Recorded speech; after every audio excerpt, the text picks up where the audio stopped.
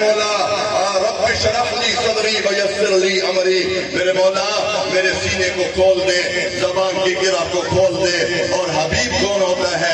کلیم وہ ہوتا ہے جو اللہ کی بارگاہ میں سوال کرے پھر اللہ عطا کرے، اور حبیب وہ ہوتا ہے جس کو اللہ بن مانگے عطا فرمائے۔ الم نشرح لک صدرک ورفعنا لک ذکرک، کلیم وہ ہوتا ہے جس کو بلایا جائے آؤ دور پر اگر تورات لینی ہے، اور حبیب وہ ہوتا ہے اگر مکہ میں ہے تو اللہ قرآن کو مکہ میں اتار دیتے ہیں، اگر مدینہ میں ہو تو اللہ قرآن کو مدینہ میں اتار دیتے ہیں۔ کلیم وہ ہوتا ہے جس کو کیا کہا جائے، آج جس کو کہا جائے دور پر آنے لگے، کہا جائے سخلانا لے، اپنے جوتوں کو اتار کر آنا، اور حبیب وہ ہوتا ہے جس کو رب کائنات عرش پر بلاتے ہیں، جوتوں سمیت وہ اللہ کے حبیب جاتے ہیں، اور عرش بھی اپنے اللہ کے حبیب پر ناز کرتا ہے۔ حبیب وہ ہوتا ہے اور کلیم وہ ہوتا ہے اللہ رب العزت کی ذات جس کو کیا کرتے ہیں منتیں کر کے وہ کیا کہتے ہیں، وہ کہتے ہیں کلیم کہتے ہیں کہ رب ارنی، میرے مولا اپنی ذات کا دیدار تو کرا دے۔ رب کائنات فرماتے ہیں جواب میں، اے میرے کلیم لن ترانی، ہرگز نہیں، ہرگز تو مجھے دیکھ نہیں سکتا۔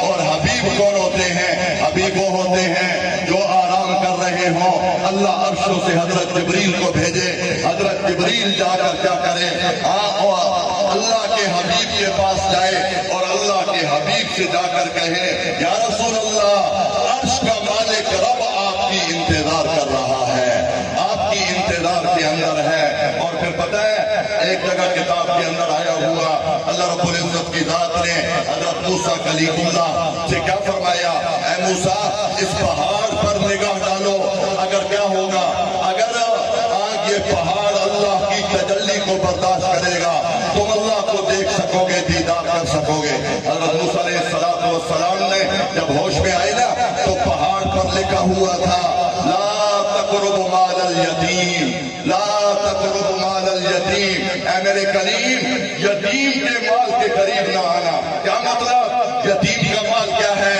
اللہ کا دیدار کرنا یتیم کا حق ہے۔ حضرت محمد رسول اللہ صلی اللہ تبارک و تعالی علیہ وسلم، یہ اللہ کا دیدار کرنا حضرت محمد رسول اللہ کا حق ہے، لہذا یتیم کے مال کے قریب نہ آنا۔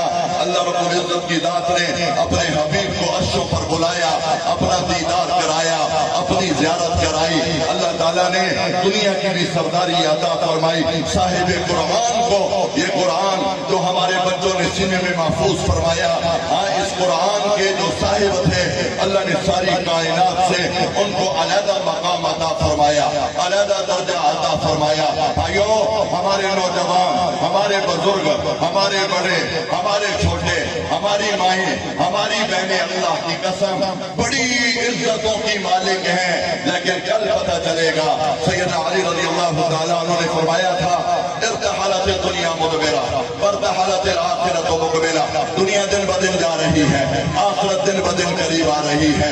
وَلِكُلِّ وَاحِدَةٍ مِّنْهُمَا بَنُونَ، ان دونوں میں سے ہر ایک کے ماننے والے ہیں۔ فَلَا تَكُونُوا مِنْ أَبْنَاءِ الدُّنْيَا، دنیا کے بیٹے نہ بننا، وَكُونُوا مِنْ أَبْنَاءِ الْآخِرَةِ، آخرت کے ماننے والے بننا۔ فَإِنَّ الْيَوْمَ عَمَلٌ وَلَا حِسَابٌ، آج عمل کا دن ہے، کوئی حساب کتاب لینے والا نہیں ہے۔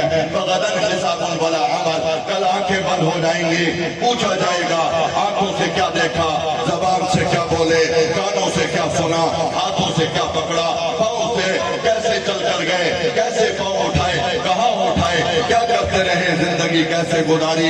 میرے محترم بھائیوں، اگر آدمی جھوٹ بولنے لگے گا اليوم نختم على افواههم وتكلمنا ايديهم وتشهد ارجلهم بما كانوا يكسبون، اللہ کا یہ قرآن گواہ ہے، زبان پر مہر لگا دی جائے گی، کانوں سے کہا جائے گا بولو، زبان بند ہے، اور آنکھوں سے کہا جائے گا بولو، ہاتھوں سے کہا جائے گا بولو، ہاتھ بولیں گے، کان بولیں گے، اور انسان کی رانیں اور ٹانگیں بولیں گی۔ آج میرے اور آپ کے پاس وقت ہے، اس نبی کے سچے امتی بنے، اس نبی کے سچے امتی بنے۔